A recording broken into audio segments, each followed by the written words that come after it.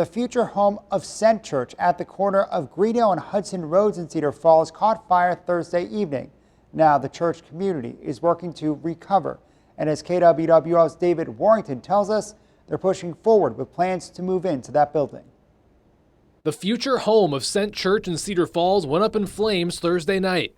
Pastor Daniel Quinby explained his initial reaction. I was just overwhelmed at first, not really sure what to do, but it was amazing to see Cedar Falls Fire, how they responded and got put out pretty quickly. But yeah, at that point, people started calling me. I got, I don't know, probably 100 or a few hundred phone calls the last couple of days. Quinby says the fire caused a fair amount of damage to the building.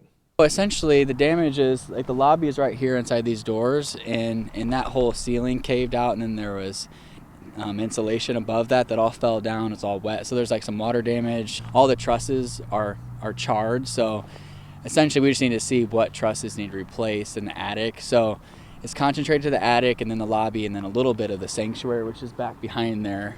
Quinby says the response from local churches and the community has been overwhelming as they begin the recovery effort. The church has a heavy student presence, and he hopes the building will be ready to welcome the students back when they return from summer break. The deadline for me is I love by the end of summer, before students get back to school here at UNI. That would be my goal, because our church is actually a very young church. It's made up of a bunch of college students, and then obviously it's multi-generational, but we have a lot of students. And we actually started in 2020 out of a campus ministry, so it's a student-heavy church. So if we could be ready by the time they come back in the fall, that would be amazing.